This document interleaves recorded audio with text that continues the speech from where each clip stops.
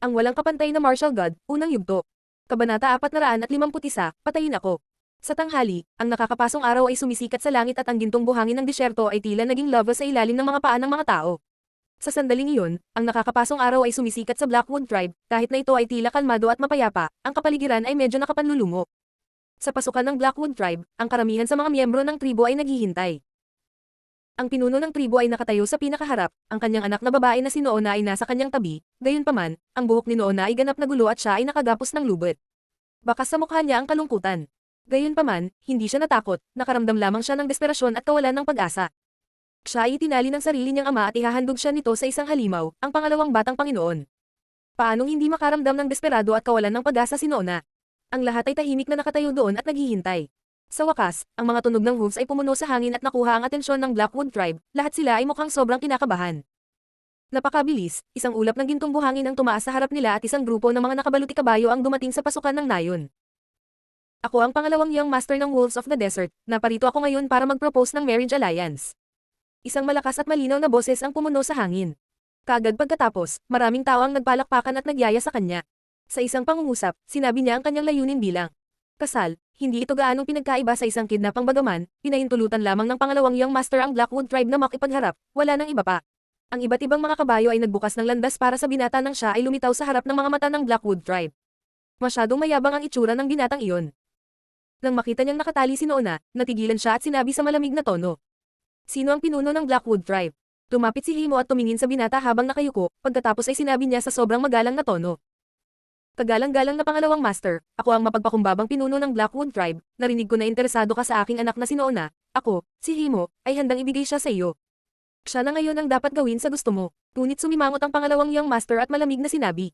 Sino ang nagtali sa kanya? Nandito ako para mag-propose ng marriage alliance, hindi ito kinapang. At saka, gusto ko ang anak mo at ang ibang babae na kasama niya kahapon. Gusto kong ibigay mo silang dalawa sa akin, sila ang magiging mga bagong asawa ko. Tulad ng inaasahan. Hindi nagulat si Himo, ang pangalawang young master na iyon ay dumating para sa asawa ni Lin Feng, ang noon na ay isang bonus lamang, wala nang iba pa. Kagalang-galang na pangalawang binata, mangyaring tanggapin ang aking taos-pusong paghingi ng tawad, itinali ko si Noon na dahil kusang loob niyang pinakawalan ng ibang babae. Sabi ni Himo na parang galit sa kanyang anak, ngunit sa totoo lang ay natatakot siya sa pangalawang young master. Ang Wolves of the Desert ay ang pinakamalupit na tao sa rehiyon. Kung hindi sila pinatawad ng pangalawang young master, ito na ang katapusan ng Blackwood Tribe. Nang marinig ng pangalawang young master si Himo, siya ay natigilan. Pagkatapos, isang malamig na liwanag ang nagsimulang kumikislap sa kanyang mga mata. Alam mo ba kung bakit ako napunta dito? Alam mo ba kung ano ang layunin ko? Tanong ng pangalawang young master sa napaka-agresibong tono na naging dahilan ng pag-iling ni Himo.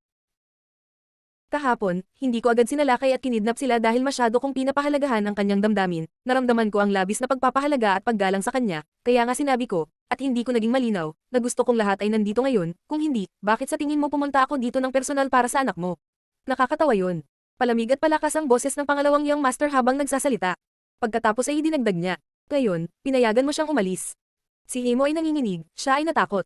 Kagalang-galang na pangalawang batang master, ang aking anak na babae ay nakatanggap ng hindi magandang edukasyon, pinabayaan niya siya. Maaari mong kunin si Noona at harapin siya bilang gusto mo, mapahiya mo siya ayon sa gusto mo. Nang marinig ni Noona ang mga salita ng kanyang ama, namula ang kanyang mukha. Ang kanyang ama ay nagsasabi sa isang halimaw na kunin siya at hiyain. Maituturing pa ba siyang kanyang ama?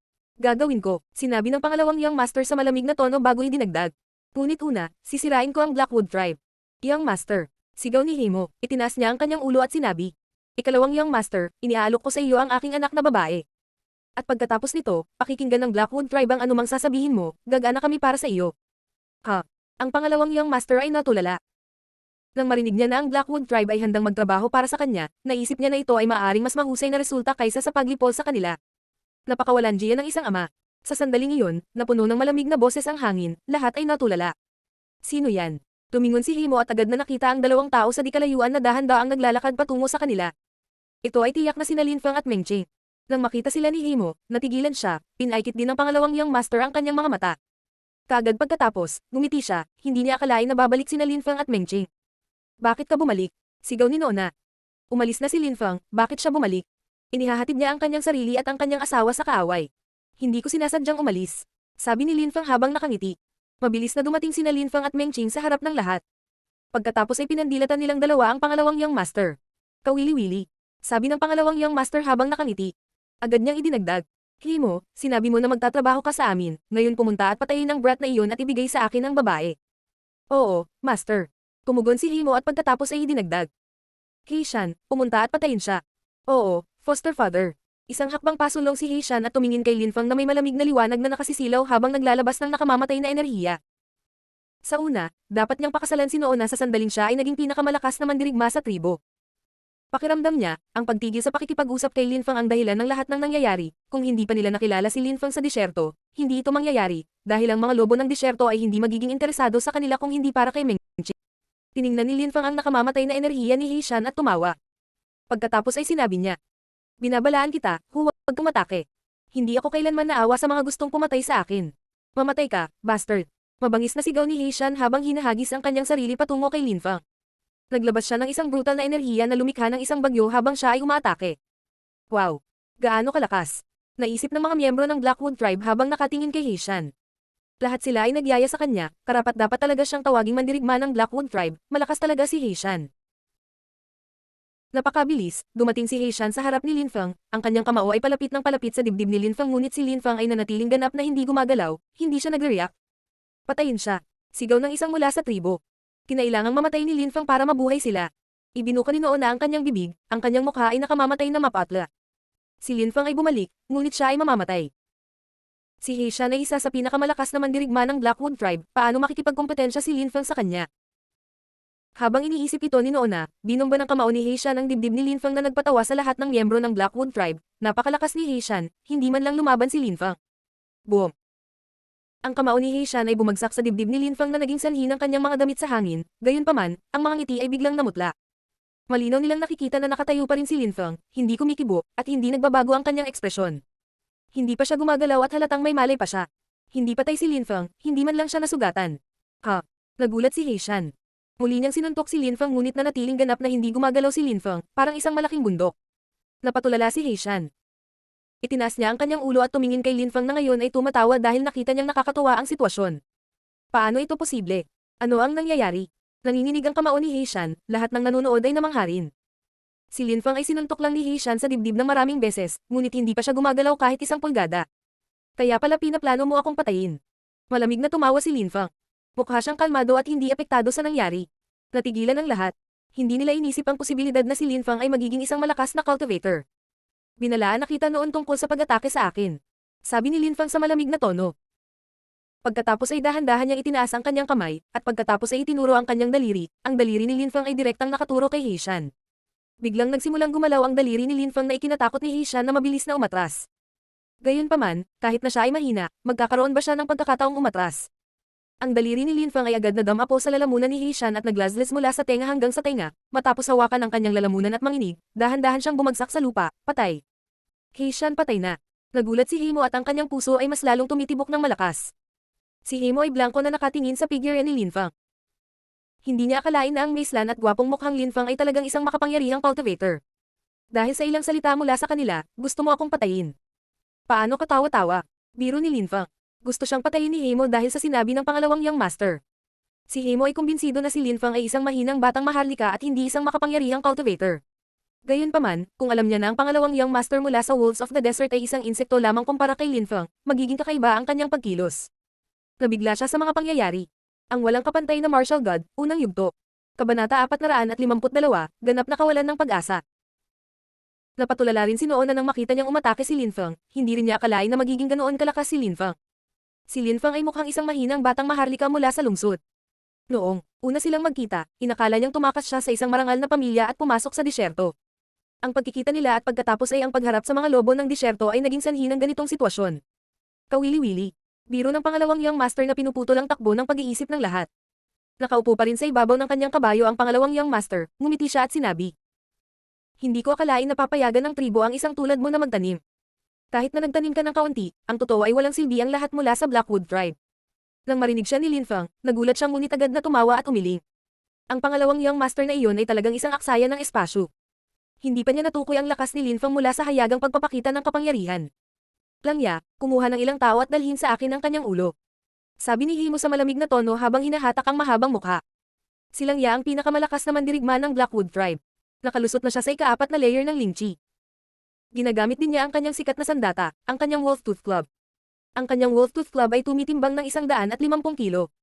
Sa isang pag-atake ay maaari niyang mapunit ang laman at mabali ang buto. Silang Ya ay isang napakalaking maskuladong lalaki na walang saplot, hinawakan niya ang kanyang Lobo Tooth Club at ipinatong ito sa kanyang balikat, siya ay mukhang kahanga-hanga at dominante. Malaki ang kanyang mga mata na parang mga tansong kampana, at nakatitig siya kay Lin Fang. Hindi ko kailangan ng ibang makialam, ako mismo ang papatay sa kanya. Sabi nilang Ya sa malamig na paraan. Ilang malalaking hakbang lang ang ginawa niya sa direksyon ni Lin Fang at agad na nakarating sa harap ni Lin Fang. Nang walang kaunting pag-aalinlangan, itinaas niya ang kanyang Wolf Tooth Club at tinutukan ang ulo ni Lin Fang. Habang umaatake gamit ang kanyang sandata, isang satset na tunog ang pumuno sa hangin habang ang isang matinding puwersa ay bumagsak sa hangin. Ang mga miyembro ng Blackwood Tribe ay nakatingin sa kanyang sandata, si Lin Fang ay walang posibleng pagtakas mula sa Lobo Tooth Club na iyon. Ngunit sa sandaling iyon, lahat ay namangha. Ang Lobo Tooth Club ay tumama, ngunit si Lin Fang ay wala na doon. Bigla siyang sumulpot sa gilid nilang Ya. Boom! Lumapag ang Lobo Tooth Club sa lupa at ang pagkabigla ay nagpang-inag sa buong katawan nilang Ya. Biglang nakakita ang mga tao ng kakaibang aksyon mula kay Lang Ya, nahulog siya sa lupa at nagsimulang gumapang. Wala siyang lakas na tumayo, makikita ang dugong tumutulo sa gintong buhangin, na nagiging malalim na kulay pula. Sa wakas, napagtanto ng karamihan ang nangyari at nagsimulang manginig, ang kanilang mga puso ay tumatakbo. Ang pinakamalakas na mandirigma ng Blackwood Tribe ay patay na, ngunit, hindi man lang nila nakita kung paano siya namatay. Ang tanging alam lang nila ay pinatay siya ni Lin Fang, walang duda tungkol doon. Napatay siya ni Lin Fang sa isang kisap mata. Kung balak mo akong patayin, lahat ng tao dito ay dapat magsanib puwersa, 1 o 2 tao ang magsasayang lang ng oras. Walang pakialam na sabi ni Lin Fang na ikinagulat ng lahat na naroroon. Sinasabi ni Lin Fang ang lahat ng naroon na magsanib puwersa at sama-samang lumaban sa kanya. Si Hemo ay nagngangalit ang kanyang mga ngipin at nanatiling nakatitig kay Lin Fang, ngunit hindi na siya muling nagutos. Basura. Magsama kayo at patayin siya, pagkatapos ay dalhin sa akin ang kanyang babae. Inip na sigaw ng pangalawang Young Master. Hindi na niya kayang panoorin ito. Tumingon si Lin Fang sa kanya, at naglabas ng napakalaking malamig na enerhiya. Ito ay sobrang matalim at napakalamig na naging dahilan upang manginig ang pangalawang Young Master. Pakiramdam niya ay tumutusok ang malamig na karayom sa kanyang balat. Ikalawang Young Master, papatayin namin siya at dadalhin namin ang babaeng iyon para paglaruan. Sabi ng ilang bandido habang tumatakbo patungo kay Lin Fang. Gayunpaman, sa sandaling iyon, naglabas na siya ng malakas na nakamamatay na enerhiya na tumakip sa kalangitan. Ang mga umaatake kay Lin Fang ay nagulat at agad na tumigil sa paggalaw, hindi na sila ng ahas na kumilos laban kay Lin Fang. Ang mga tao ay namangha. Biglang nawala si Lin Fang sa kanyang unang posisyon at nagpakita sa harap ng taong nagsalita lang, pinahiya si Meng Qing at Lin Fang. Nang makita ng taong iyon ang malamig na mga mata ni Lin Fang, nagsimula siyang manginig. Mukha siyang nalilito, nakasakay siya sa isang armored horse at dapat ay nakatingin sa ibaba kay Lin Fang, ngunit nakakagulat na si Lin Fang ay nakatayo sa mata niya, paano naging posible? Pagkatapos ay sinundan ng mga mata ng lalaki ang katawan ni Lin Fang pababa at nang mapagtanto niya kung ano ang nangyayari, ang kanyang puso ay halos lumundag mula sa kanyang dibdib at isang panginginig ang damaloy sa kanyang gulugot. Ang kanyang mukha ay mukhang takot na takot at walang pag-asa, dahil sa sandaling iyon, si Lin Fang ay lumulutang sa hangin, siya ay naglalakad sa himpapawid na nangangahulugang si Lin Fang ay maaaring isang Zuan Chi layer cultivator. Thump, thump, thump, thump. Rinig na rinig ang tunog ng bawat tibok ng puso. Nanginginig pa ang nakasakay sa kabayo at nakakatakot ang ekspresyon ng mukha. Zuan Chi layer. Zuan Chi, player. Iyon lang ang mga salitang pumupuno sa isip niya.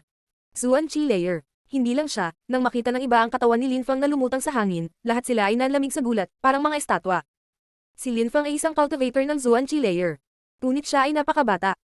Si Hemo ay nanatiling nakatitig kay Lin Fang. Binigyan niya ang kanyang tribo ng utos na patayin ng isang napakalakas na cultivator ng Zuan Chi layer. Higit pa rito, napakabata pa niya, ibig sabihin, siya may talento. Pinagsisisihan ni Hemo ang lahat. Sa wakas ay napagtanto niya na ang kanyang anak na babae ay tama, si Lin Fang, mula simula hanggang katapusan, ay hindi kailanman kahit na tumakas. Kung hindi, bakit siya babalik sa Blackwood Tribe kasama niya, para lang tumakas pagkatapos? Higit pa rito, hindi kailanman tila natakot si Lin Fang sa mga lobo ng disyerto. Ang pinakakatawa-tawa ay hindi man lang naisip ni Hemo na posibleng mangyari ang ganoong bagay. Matapos niyang marinig na sinabi ni He Shan sa kanya ang tungkol sa mga lobo ng disyerto, naisip lang niya kung paano sila patahimikin at hindi na nag-isip ng iba pa. Itinali niya ang kanyang anak na babae at inihatid sa kaaway. Sa sandaling iyon, napagtanto niya na sa kanyang pagtataranta, umanig siya laban kay Lin Fang, na mas malakas kaysa sa mga lobo ng disyerto. Sa pag-iisip, dapat ay tratuhin niya si Lin Fang bilang isang respetadong panauhin. Gayunpaman, ang totoong nangyari ay katawa-tawa. Takot na takot si Hemo sa isang mahina, at dahil sa mahinang iyon, inutusan niya ang mga tao na patayin ng isang napakalakas na magsasaka, si Lin Fang. Ang pangalawang batang master at ang tribo ay namangha. Si Lin Fang ay may lakas ng Zuan Chi layer. Ano ang sinabi mo kanina? Tanong ni Lin Fang habang nakatingin sa lalaking nagpahiya lang sa kanila ni Meng Qing. Ang boses niya malamig at walang emosyon. Ang lalaki ay maaaring manginig lamang at tumingin ng blanko kay Linfang. Patuloy siyang umiling at sinabing, "Hindi ako umimik. Wala." Nakangiti si Linfang. Ang kanyang ngiti ay partikular na maningning. Pagkatapos ay nagpakawala siya ng isang napakalaking nakamamatay na enerhiya na sumabog sa langit at bumalot sa katawan ng lalaki. Ang lakas ay napakapangdupi na halos siya ay bumagsak sa lupa. Mamatay. Sabi ni Linfang. Isang maliwanag at nagniningning na liwanag ang sumilay sa kapaligiran at bumagsak patungo sa bandido. Isang butik ng dugo ang lumitaw sa pagitan ng kanyang mga kilay. Matapos bumagsak sa lupa ay dilat pa rin ang kanyang mga mata, ngunit bukod sa ilang convulsion ay wala ng buhay ang kanyang katawan. Thump, thump, thump. Tumibok ang puso ng lahat habang nakatingin sa bangkay sa ilalim ni Linfang na lumulutang pa rin sa hangin. Pash, pash. Biglang nagspray ang dugo sa hangin. Lahat ng taong nagmamadaling salakayin si Linfang ay sama-samang bumagsak at nahulog mula sa kanilang mga kabayo. Nakikita lamang ng karamihan ang liwanag mula sa sword chi, ngunit hindi nila nakita ang isang espada na nahugot. Hinimok ng ilan sa mga lalaki ang kanilang mga kabayo at nagsimulang tumakbo sa kabilang direksyon. Gayunpaman, ang sinumang magtangkang tumakbo ay agad na napatay sa ilalim ng mga ilaw ng espada. Ang hindi mabilang na mga silhouette ay sunod-sunod na nahuhulog mula sa likod ng mga kabayo. Lahat sila ay patay. Nakakatakot, lahat ay natakot at nataranta. Patuloy na napuno ng takot ang mga puso ng mga tao nang makita nila si Linfang na unti-unting umangat sa hangin. Ilang sandali bago, tumingin sila ng masama kay Linfang. Gayunpaman, ngayon ay nakatingali sila sa kanya at hinahangaan ang kanyang lakas. Si Linfang, sa kanila, ay kasing silaw ng araw. Gusto mo akong patayin? Gumapang ang braso ni Linfang sa kalangitan, napaliligiran siya ng sikat ng araw sa tanghali na naging dahilan kung bakit ang kanyang anyo ay tila mas marilag. Ang ilang mga bandido ay nagpakawalan ng nakakakilabot na hiyawan at ang kanilang mga katawan ay lumipad palayo. Binawian ang buhay ni Linfang. Pinahiya mo si Mengcheng. Itinaas muli ni Linfang ang kanyang kamay at ang liwanag ng kanyang espada ay tumama sa kalangitan. Kaagad pagkatapos, mas maraming dugo ang tumalsik sa hangin. Isa-isa niyang pinapatay ang bawat lobo ng disyerto. Hindi tumigil si Linfang sa pagpatay. Ang liwanag ng kanyang espada ay sumasayaw sa kalangitan habang napuno ng dugo ang hangin. Sa sandaling iyon, lumulutang pa rin si Linfang sa kalangitan, mukha siyang Diyos ng kamatayan. Siya ay ganap na walang awa habang ipinagpatuloy niya ang kanyang masaker. Ang mga miyembro ng Blackwood Tribe ay lahat ay namangha at nanatiling nakatitig kay Linfang. Nakanganga ang kanilang mga panga. Napatulala sila at nahulog sa kawalan ng pag-asa. Sa isang iglap, nakapatay na siya ng napakarao. Hindi nagtagal, nakapatay na siya ng daan-daang tao mula sa Wolves of the Desert at sa sandaling iyon, isa na lang ang natitira. Ang pangalawang Young Master. Ang walang kapantay na Martial God, unang yugto. Kabanata 453, ang Massacre. Ikaw. Ikaw. Ang pangalawang batang master ng Wolves of the Desert ay tumingin sa paligid niya at nakita na ang lahat ng kanyang mga kasama ay patay na. Nakasakay pa rin siya sa kanyang kabayo, ngunit nanginginig siya sa takot. Mukha siyang takot na takot. Gusto mo akong patayin. Sabi ni Linfang sa malamig na tono habang naglalakad patungo sa pangalawang Young Master. Gustong patayin ng pangalawang Young Master si Linfang. Kaya ba niya? Sa sandaling iyon, ang lahat ng kanyang mga tagasunod ay pinatay ni Linfang. Ngayon ang kanyang buhay ay nasa mga kamay ni Linfang. Gusto mong agawin ang asawa ko at pilitin siyang maging asawa mo. Sabi ni Linfang habang naglalabas ng nakamamatay na enerhiya na nagdulot ng takot na tumagos ng malalim sa puso ng pangalawang Young Master. Ako ang pangalawang Young Master ng Wolves of the Desert. Ako ang anak ng hari ng mga lobo. Sa labas ng lungsod, kami ang pinakama-impluensyang at makapangyarihang grupo. Kung papatayin mo ako, walang katapusang bilang ng mga tao ang hahabulin ka at papatayin ka. Sabi ng pangalawang Young Master, palakas ng palakas ang boses niya, sinusubukan niyang ibalik ang kanyang tapang. Siya ang anak ng hari ng mga lobo, hindi maglalakas loob si Linfang na patayin siya. Hindi na kailangan para tugisin nila ako. Pagkatapos kitang patayin, hihintayin ko na lang sila dito. Walang pakialam na sabi ni Linfang, hindi man lang siya nakaramdam ng kahit kititing na takot sa banta ng kanyang kausap. Kahit si Linfang ay mukhang sisabog na siya sa kakatawa. Sa 3 segundo, tatapusin ko na ang buhay mo. Sabi ni Linfang na nagpagulat sa pangalawang Young Master, 3 segundo. 2 segundo. Sabi ni Linfang habang malamig na nakangiti sa pangalawang Young Master na ngayon ay tumatakbong palayo na parang baliw. Isang espada ang tumaas sa hangin, ito ay isang nakakapasong espada. Huwag. Sigaw ng pangalawang Young Master sa kawalan ng pag-asa ngunit wala itong silbi. Pagkatapos noon, bumagsak ang liwanag mula sa espada sa kanyang katawan at naging abo ang kanyang mga laman loob. Nanlaki ang mga mata niya sa hindi makaniwala. Kaagad pagkatapos, bumagsak ang labi ng kanyang katawan sa lupa, malinaw na patay na siya. Ang maringal na pangalawang Young Master ng Wolves of the Desert ay kamamatay lang na nakadilat ang mga mata. Si Linfang ay mukhang walang emosyon. Dahan-dahan siyang lumingon at tumingin sa mga miyembro ng Blackwood Tribe, at mas partikular kay Himo. Si Linfang ay mukhang tatawa pa rin. Kumaibat ang mga labi ni Himo, may gusto siyang sabihin ngunit hindi lumalabas ang mga salita. Dahil sa ilang salita mula sa pangalawang Young Master, gusto niyang patayin si Linfang. Sa sandaling iyon, napagtanto niya na nag-iisang pinatay ni Linfang ang lahat ng mga lobo ng disyerto. Gaano katawa-tawa ang gusto niyang patayin si Linfang. Isang matalim na tunog ang pumuno sa hangin at naputol ang mga ugnayan ni Nona. Sa sandaling iyon, nakatitig siya kay Linfang at hindi siya nakaimik. Napakabata pa ni Lin Feng at nakalusot na siya sa Zuan Chi layer, nakakatakot na talento. Lin Feng, umalis ka dali. Darating ang mga lobo ng disyerto para sa iyo. Hindi na lang nila hahayaan ang isang bagay na ganito. Samantalahin ang pagkakataong ito at umalis. Biglang sumigaw si Nona. Sa labas ng Tianya Hage, ang Wolves of the Desert ang pinakamalaking kapangyarihan, at sila ang hindi mapag-aalinlangan ang pinakamalakas. Marami silang napakalakas na magsasaka. Mayroon silang 100 pinuno ng tribo na lahat ay nasa Zuan Chi layer. Tiyak na hahabulin nila si Lin Feng at ipaghiganti ang kanilang mga tao. Nang marinig ni Lin Feng ang Nona, umiling siya at ngumiti, umalis. Bakit kailangan niyang umalis? Lin Feng, kahit na napakalakas mo, ang mga lobo ng disyerto ay hindi mahina o duwag, tiyak na darating sila para sa iyo. Sabi ni Nona, labis siyang nababalisa. Nona, tama na. Ang young master na si Lin Feng ay tiyak na may sapat na lakas upang makayanan ang mga Wolves of the Desert, sabi ni Himo sa sandaling iyon, pagkatapos ay nagpatuloy siya. Young master Lin Feng, bulag ako noon, nabigo akong pahalagahan ang iyong kabaitan. Sana makagawa tayo ng paraan para mapatawad mo ako. Ikaw ay palaging malugod na tinatanggap na manatili sa aking tribo at maayos namin kayong tatanggapin bilang mga kagalang-galang na panauhin. Mukhang naaliw si Lin Feng nang makita niya ang mukha ni Himo. Napatay niya, ang grupong iyon na kabilang sa mga lobo ng disyerto, mayroon siya kahit na pinatay ang pangalawang young master, ang mga bandidong iyon ay hindi maiiwasang maghayganti. Kung nagpadala sila ng mga tao sa Blackwood Tribe at nalaman na wala si Lin Feng, papatayin nila ang lahat. Sa makatuwid, si Himo ay napakagalang at palakaibigan, umaasa na makalimutan ni Lin Feng na sinubukan nilang patayin siya. Umalis ka sa harapan ko, ayaw na kitang makita. Malamig na sabi ni Lin Feng na ikinagulat ni Himo, pagkatapos ay magalang siyang sumagot. Kung mananatili ka rito, sisiguraduhin kong mananatili sa iyong paningin. Nilayon talaga niyang hindi makita, tulad ng sinabi ni Lin Feng. Hindi umalis sina Lin Feng at Meng Qing sa Blackwood Tribe, gusto nilang manatili sa Nona. Tungkol kay Himo, patuloy niyang itinoon ang kanyang mga mata sa malayo, kung umalis si Lin Feng, walang makakaligtas sa Blackwood Tribe. Isang araw ang lumipas at pagkatapos ay isa pa, sa labas ng Blackwood Tribe, maririnig sa abot tanaw ang tunog ng tumatakbong mga kabayo. Ang mga kabayong tumatakbo ay umuuga sa lupa, na nagbibigay sa mga tao ng pakiramdam ng kamahalan at pagmamalaki. Ngunit ang mga tao ng Blackwood Tribe ay hindi nasasabik, lahat sila ay natakot. Ang mga lobo ng disyerto ay dumating para sa kanilang paghihiganti. Patuloy ang pagyanig ng lupa, isang ulap ng gintong buhangin ang makikita sa abot tanaw. Nanatiling tahimik ang lahat sa tribo habang papalapit ang ulap ng buhangin, lahat sila ay nanginginig sa takot. Huminto ang grupo ng mga kabayo sa labas ng tribo. Kaagad pagkatapos, ang isa na tila pinuno nila ay nagsabi, "Patayin ang lahat. Patayin ang bawat tao mula sa Blackwood Tribe." Oo, muling napuno ng hangin ang tunog ng mga tumatakbong kabayo, ngunit sa pagkakataong ito ay inaatake nila ang Blackwood Tribe. Mamatay. Isang nakakatakot at malupit na chi ang bumagsak sa kalangitan at bumagsak sa karamihan ng mga tao. Namatay ang lahat ng taong naantig ng nakakatakot na chi na iyon. Tulong. Napuno ng hangin ang nakakalat na tili. Isa lang ang nasa isip ng mga lobo ng disyerto, ang pagpatay. Walang sabi-sabi, nakapatay na sila ng malaking bilang ng mga tao, ito ay isang bloodbath. Sa ibang sulok ng tribo, malinaw na naramdaman ni Himo na ang kanyang mga tao ay minassacre. Kumislap ang kanyang siluet at agad siyang lumipat patungo sa silid ni Lin Feng. Pagkaraan ng maikling panahon, nagpakita siya sa harap ni Lin Feng at nagsabi, "Iyang Master Lin Feng, ang mga lobo ng disyerto ay dumating upang patayin tayo." Ano ngayon?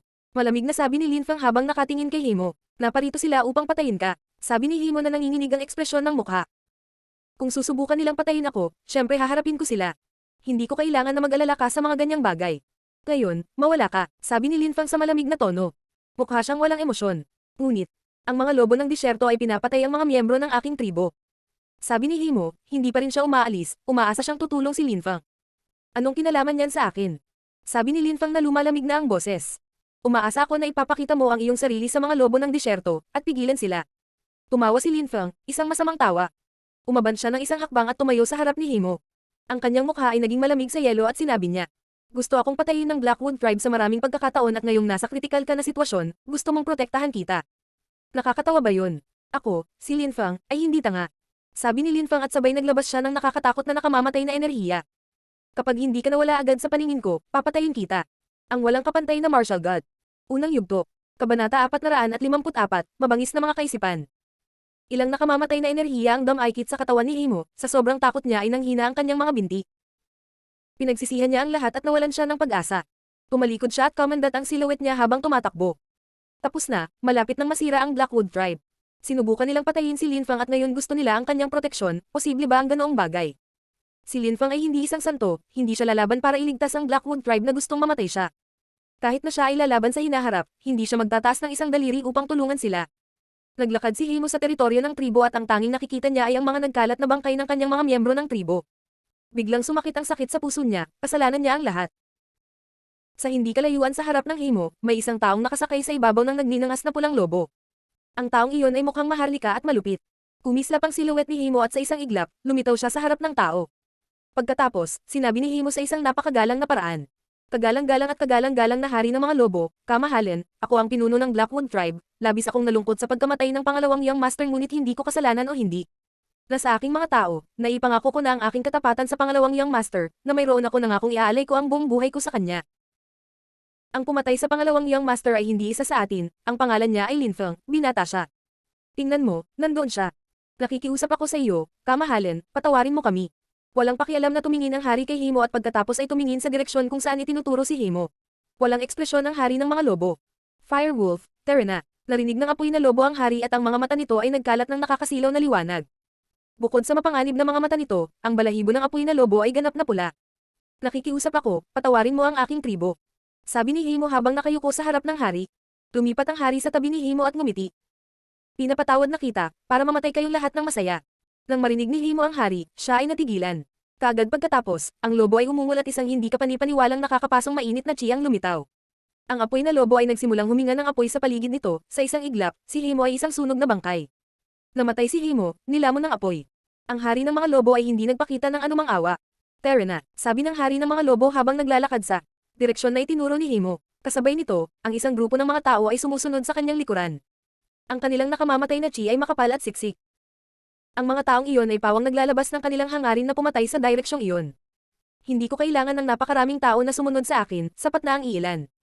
Ang iba ay maaaring magpatuloy sa pagmasaker sa mga miyembro ng tribo. Wala sa kanila ang dapat iwanang buhay. Sabi ng hari ng mga lobo sa malalim na boses. Maraming tao ang tumalikod at nagpatuloy sa paghahanap ng mga miyembro ng Blackwood Tribe na maaaring tumakbo o nagtago. Patuloy silang pumatay hanggang sa walang natira. Sa sandaling iyon, nakaupo si Linfeng sa bubong ng bahay na kanyang tinutuluyan. Siya ay kalmado na nakatingin sa mga siluwet sa abot tanaw, ang mga ito ay gumagalaw sa kanyang direksyon. Si Linfeng ay mukhang walang malasakit at hindi apektado nito. Napakabilis, dumating ang hari ng mga lobo at ang iba pa kung saan nakaupo si Linfeng. Nagtaas sila ng ulo at tumingin sa kalmadong binata. Nagulat silang lahat, napakatapang ng binata, hindi niya ba alam kung bakit sila nandito. Hindi ba niya alam na papatayin siya ng mga ito? Wolf King, papatayin ko siya para sa iyo. Sabi ng isang nakatayo sa tabi ng hari ng mga lobo. Nais niyang ipakita ang kanyang katapatan. Sige, Luo Senador, pumunta ka at kunin mo ang kanyang buhay. Gamitin mo ang iyong saber para pugutan. Siya ng ulo, pagkatapos ay ibalik mo sa akin ang ulo niya. Sabi ng hari habang tumatango. Huwag kang mag-alala Wolf King, ang aking mga saber ay nauuhaw pagkatapos na hindi nakatikim ng dugo sa napakatagal na panahon. Sabi ni Luo Senador habang gumagalaw pasulong. Dahan-dahan siyang lumalapit kay Linfeng. Pagkatapos ay itinaas niya ang kanyang ulo at tumingin kay Linfeng na nakaupo pa rin sa bubong na walang pakialam sa hitsura. Huwag kang mag-alala, hindi kita papatayin ng dahan-dahan, dahan-dahan munang hihiway ng mga saber ko ang iyong laman, hiwa ng hiwa, hanggang sa tuluyang. Bumagsak ang iyong ulo. Sabi ni Luo Senador sa malamig at uhaw sa dugo na paraan. Si Linfeng ay nakatingin sa malayo, mahinahon at matahimik, na parang hindi pa ibinuka ni Luo Senador ang kanyang bibig. Noong una ay gustong takutin ni Luo Senador si Linfeng ngunit hindi ito umubra. Isang uhaw sa dugo ang lumitaw sa kanyang mga mata, mukha siyang mabangis at ligaw. Hindi na siya mukhang tao, mukha na siyang lobong uhaw sa dugo. Sumulyap si Linfeng kay Luo Senador at nang makita niya ang mukhang hayop na iyon, natulala siya, para siyang isang kahindik-hindik na lobo.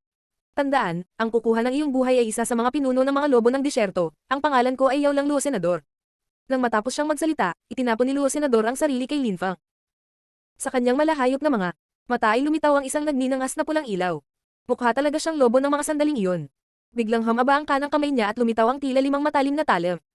Mukha silang napakalamig at napakatalim, bukod pa sa isang malamig na yelong chi ang umuusbong mula sa kanila. Iyon ang mga saber na sinasabi niya sa bawat miyembro ng Wolves of the Desert. Ay nakangiti ng masama, na parang nakikita na nila ang katawan ni Linfeng sa harap nila. Kasabay nito, naglabas si Linfeng ng nakakatakot na nakamamatay na chi na gamulong sa hangin at bumalat sa katawan ni Luo Senador.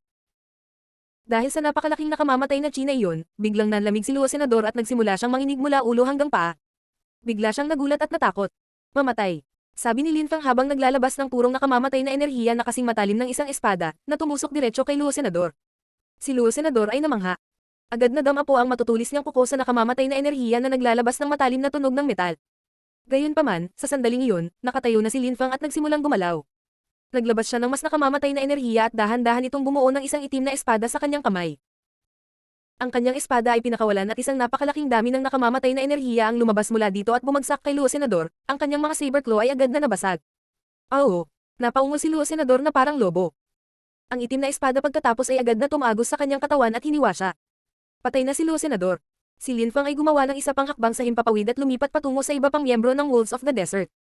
Naglalabas pa rin siya ng napakalaking dami ng nakamamatay na enerhiya. Sa una, ang bangkay ni Luo Senador ay nasa likod ni Lin Fang, gayunpaman, nang walang nakapansin, ang bangkay ay nawala, ito ay nawala ng tuluyan, na parang hindi pa ito napunta doon. Ito ay lubhang kakaiba. Ang iba pang miyembro ng Wolves of the Desert ay natulala. Ang lakas ni Lin Fang ay hindi kapani-paniwala. Ang nakakatakot na nakamamatay na enerhiya ay nakapaligid sa kanila at lahat sila ay natakot. Sabay natin siyang patayin. Sabi ng hari ng mga lobo. Ang mga taong kasama niyang nakaharap kay Lin Fang sa sandaling iyon ay pawang mga pinuno ng mga subdivision ng kanilang tribo, ang sinumang magtangkang sakupin ng kanilang pinagsamang puwersa ay mamamatay. Sila ay napakalaki at makapangyarihang grupo na kailangan nilang hatiin sa mga subgroup, sila ay naninirahan sa mga pakete, tulad ng mga lobo. Natakot ang lahat sa kanila, kung may maglakas loob na banta sa kanila, magkapit kamay sila at sabay nilang papatayin ang taong iyon ng kanilang mga mata ay pawang mabangis at makahayop, tulad ng isang wolf pack. Boom! Si Lin Fang ay gumawa ng isa pang hakbang at naglabas ng mas nakamamatay na enerhiya na pumailan lang sa kalangitan, ilang nakamamatay na enerhiya ang pumalibot sa grupo at nagsimulang sugpuin sila. Napagtanto na ngayon ng mga lobo ng disyerto kung gaano kalakas ang binatang ito. Si Lin Fang ay gumawa ng isa pang hakbang at tila babagsak ang lupa, ang kanyang nakamamatay na enerhiya ay lalong lumakas at naglapat ng mas malaking presyon. Sir, alin mo siya? Galit na si hari. Hindi na sila makapaghintay pa, kailangan nilang atakihin at patayin kaagad si Lin Fang. Matapos marinig ang hari, lahat ng mga ulong iyon ay itinapon ang kanilang mga sarili kay Lin Fang. Ang mga ilaw ng hayop ay kumikislap sa kanilang mga mata. Walang impresyon si Lin Fang na nakikipaglaban siya sa ibang tao, mayroon siyang impresyon na lahat sila ay mabangis na hayop. Mamatay. Punong-puno ng hangin ang boses ni Lin Fang habang ang isang espada ay bumaba mula sa langit at agad na hiniwa ang maraming tao. Ang mga taong iyon ay napaungol sa sakit habang sila ay bumagsak sa lupa at namatay. Sa pagkakataong ito, nang mawala ang kanilang mga silhouette, nagsimulang manginig ang katawan ng hari, hinawakan niya ang kanilang mga katawan gamit ang kanyang mga kamay at sa isang iglap, ang kanilang mga bangkay ay naging maapoy na pulang usok na tumagos sa kanyang katawan. Ha? Nagulat si Lin Fang, hindi niya maintindihan ang nangyayari. Anong teknik iyon? Ngunit kaagad pagkatapos, ang kanyang nakamamatay na enerhiya ay naging mas malakas at nagpatuloy siya sa pag-atake gamit ang kanyang espada. Nagpatuloy siya sa pagpatay sa kanyang paraan sa pamamagitan ng grupo, isang tao ang nahulog pagkatapos ng isa pa. Nanginginig ang hari, huminga siya ng malalim at ipinagpatuloy ang pagsipsip ng nagninangas na pulang usok mula sa mga taong iyon. Tumingin ito lalo na nakakatakot. Ngunit hindi nagbago ang mukha ng mga hindi pa namatay. Mukhang ito ay ganap na normal, sa kanilang mga mata, mayroon lamang mabangis na pag-iisip, gusto nilang punutin si Lin Fang. Gayunpaman, mas mahina sila kaysa kay Lin Fang at kitang-kita, ang pagsisikap na patayin si Lin Fang ay kapareho ng kusang panliligaw sa kamatayan. Sa tuwing igalaw ni Lin Fang ang kanyang espada, may namamatay. Sa bawat galaw niya ay kinukuha niya ang panibagong buhay. Si Lin Fang sa sandaling iyon na sa bawat oras na papatayin niya ang isang tao, sila ay hinihigop ng hari ng mga lobo, at sa bawat oras na hinihigop niya ang usok na iyon, ang kanyang chi ay nagiging laganap, at siya ay nagiging mas malakas at mas malakas. Ang walang kapantay na martial god, unang yugto. Kabanata 455, ang lobo na may 4 na buntot. Sa sandaling iyon, tumayo si Lin Fang habang hawak ang kanyang nakamamatay na espada, ang nakamamatay na enerhiya nito ay bumalot sa katawan ng hari ng lobo. Ang hari ay nakatitig kay Lin Fang at naglalabas ng isang magaspang at ligaw na chi. Hindi inakala ng hari na si Lin Fang ay magiging napakalakas, ngunit hindi siya mukhang natatakot, ang kanyang mga mata ay puno lamang ng walang katapusang kabangisan, ang kanyang mga mata ay talagang parang sa isang lobo. Tao ngunit hindi tao, hayop ngunit hindi hayop. Sabi ni Lin Fang. Ang kanyang kalaban ay nagbigay sa kanya ng pakiramdam na siya ay hindi isang hayop o isang tao, siya lamang ay tumingin lubhang malupit at mabangis. Nakapagtataka, nagawa niyang sumipsip ng kapangyarihan mula sa kanyang mga namatay na kasamahan at gawin itong sariling kapangyarihan. Awu! Ang hari ng lobo ay napaungol ng malakas habang paulit-ulit na umiiling, ang kanyang mga kilos ay tila isang lobo. Siya ay tumingin lalo na hayop. Hindi man lang niya pinansin ang sinasabi ni Lin Fang at patuloy na lumaki ang kanyang mga mata na mas mabangis at makahayop. Kaya ganoon, ang hari ng lobo mula sa mga lobo ng disyerto, ay dapat na isang aktwal na lobo. Itinaas ni Lin Fang ang kanyang nakamamatay na espada at mariing itinutok ito patungo sa hari ng lobo. Ang espada ni Lin Fang ay biglang tumalsik patungo sa hari ng lobo ng buong bilis. Ang hari ng lobo ay nakatitig kay Lin Fang. Siya ay lumuhad sa sahig at ang kanyang mga kamay ay nagsimulang mag-transform sa isang pares ng nakakatakot na pulang kuko na kumikinang sa sikat ng araw. Mamatay! Sigaw ni Lin Fang. Napuno ng hangin ang kanyang nakamamatay na enerhiya habang bumababa ang kanyang espada. Grr! Ang hari ng lobo ay nagpakawala ng isang marahas na ungol at inilunsad ang sarili mula sa likod ng kanyang apoy na lobo. Ang kanyang bilis ay hindi kapani-paniwala, ang kanyang mga pulang kuko ay nagpakita ng kanilang matutulis na mga gilid habang sila ay laslas patungo kay Lin Fang. Biglang, isang nakakatakot na apoy na chi ang lumabas mula sa mga kuko na bumangga sa espada ni Lin Feng, na nagdulot ng maapoy na pagsabog sa hangin. Nagsimulang kumalat ang sword chi, na ikinamangha ni Lin Feng. Matapos makuha ang kapangyarihan ng kanyang mga miyembro ng tribo, ang hari ay naging hindi maisip na malakas, sa sandaling iyon, siya ay may lakas na katulad ng ika-4 na Zuan Chi layer. Awu! Ang hari ng lobo ay umungon muli sa isang mataas na tono at buong lakas na ibinagsak ang sarili kay Lin Feng. Nagulat si Lin Feng, ang hari ng lobo ay kumilos ng napakabilis na tila na wala siya sa paningin. Isang hakbang pasulong si Lin Feng at isang dagandong na tunog ang pumuno sa hangin. Nagpakawala si Lin Feng ng mga alon at alon ng nakamamatay na enerhiya sa hangin, ngunit halos hindi nito pinabagal ang bilis ng hari ng lobo. Mamatay! Sigaw muli ni Lin Feng. Nagpatuloy siya sa pagpapakawala ng mas nakamamatay na enerhiya na may tumaas na kapangyarihan. Pagkatapos ay bumangga ito sa enerhiya ng apoy ng hari ng lobo, na lumikha ng isang pagkapatas sa pagitan ng dalawang enerhiya. Ang kapaligiran ay napuno ng tunog ng mga banggaan habang ang mga enerhiya ay patuloy na nakikipaglaban sa isa't isa upang magpasya kung sino ang mananalo. Mamatay. Ang kay Lin Feng ay napapaligiran ng kanyang nakamamatay na enerhiya na lalong lumalakas habang patuloy niya itong inilalabas sa kapaligiran. Ang espada sa kanyang kamay ay nagsimulang maging mas malalim na kulay ng itim, mukhang nagbabala. Hindi umatras si Lin Feng, nagpatuloy siya sa pag-charge pasulong. Ang kanyang dalisay na chi ay nagsimulang mag-transform sa nakamamatay na enerhiya na binomba ang kapaligiran, na naging sanhi ng panginginig ng puso ng hari ng lobo. Ang uhaw sa dugo ng mga mata ng hari ng lobo ay unti-unting nagsiwalat ng hitsura ng pagtataka. Ang nakamamatay na enerhiya ni Lin Feng ay nagiging mas siksik at mas malakas sa paglipas ng panahon. Awu! Ang hari ng lobo ay muling umungol habang nakatingin sa langit, isang dagat ng apoy ang sumabog mula sa kanyang katawan at ibinagsak niya ang kanyang sarili patungo kay Lin Feng, na naglalaslas gamit ang kanyang espada. Walang umaatras ang magkabilang panig, pareho silang nagpindot ng forward gain. Dalawang behemoth ang nag-aaway. Boom! Boom! Boom! Ang kapaligiran ay nanginginig at ang mga shockwaves ay kumakalat sa hangin sa bawat oras na ang nakamamatay na enerhiya at apoy ay nagbanggaan, nagsimula itong bumuo ng isang parang bagyo na hangin sa paligid. Sa buong paligid nila, ang tanawin ay tiwangwang, lahat ng nasa paligid nila ay ganap na nawasak. Nagulat ang mga tao sa di kalayuan nang mapansin nila ang kanilang away. Gaano kalakas? Halatang nagulat sila sa lakas ng hari ng lobo, ngunit mas nagulat sila sa lakas ni Lin Feng, napakabata pa niya at mayroon na siyang nakakatakot na lakas. Lalong namangha si Nona. Nakatayo siya sa eaves ng isang bahay habang pinapanood ang laban ng lobo at Lin Feng. Natuyo na ang kanyang bibig at hindi na siya makapagsalita ng kahit anong salita. Sobrang nakakaloka. Mas malakas pa si Lin Feng kaysa sa naisip niya, hindi ito maisip. Sa sandaling iyon, mukhang naguguluhan si Nona. Kahit na, nailigtas siya ni Lin Feng mula sa pangalawang Young Master, ang kanyang ama ay namatay at lahat ng iba pang miyembro ng tribo ay nalipol. Kahit na noong una ay gustong ihatid siya ng kanyang tribo sa kaaway. Napakalapit pa rin niya sa maraming miyembro ng tribo, at sila pa rin ang kanyang pamilya. Naiwasan sana ang kalamidad na ito.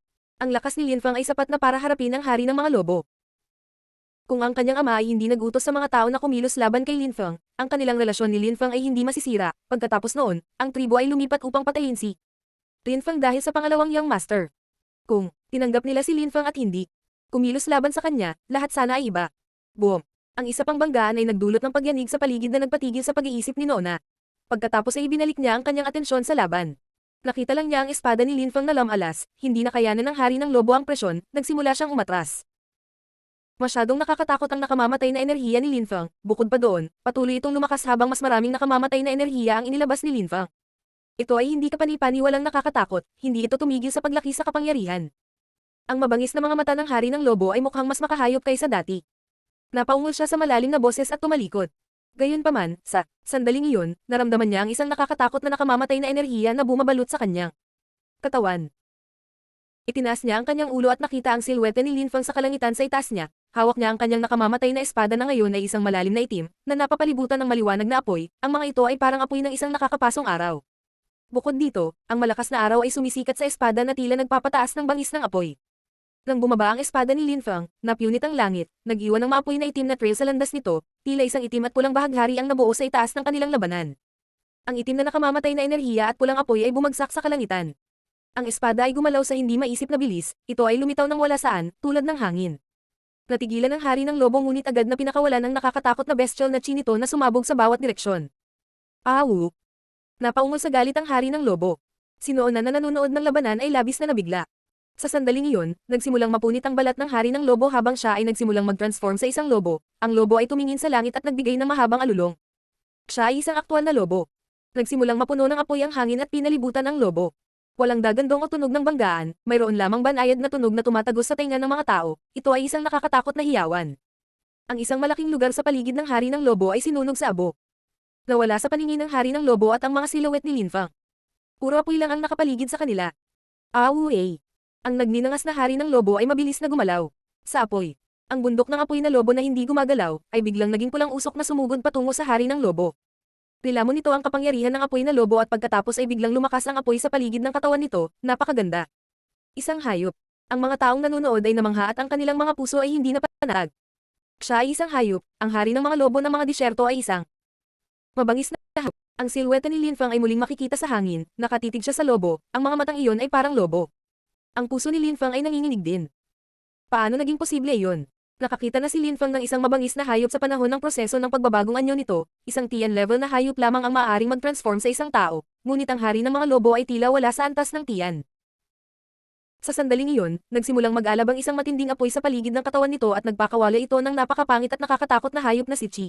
Sa harap ng lahat, ang buntot ng lobo ay humaba at nagsimulang mahati bukod sa 3 pang buntot ang nabuo.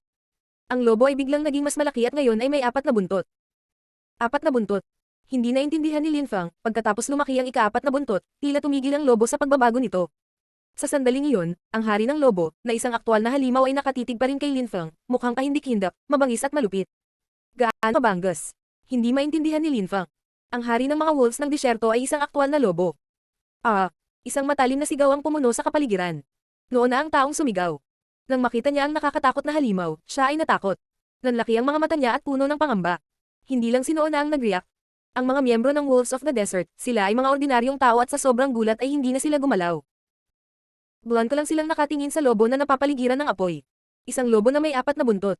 Ang lahat, sa sandaling iyon, ay nag-isip tungkol sa parehong nakakatakot na kwento na kinasasangkutan ng mga apoy na lobo. Ang kwentong iyon ay bumalik sa sinaunang panahon. Ang lahat ng mga taong nanonood ay may magkasalungat na damdamin dahil hindi sila naniniwala na ang kwento ay kathang-isip lamang. Hindi nila naisip na posible ang ganoong bagay. Ang mga lobo ng disyerto. Disyerto. Mga lobo. Kapag naiisip ito ng mga tao, hindi nila maiwasang manginig sa takot. Ang pangalang Wolves of the Desert ay may ibang kahulugan.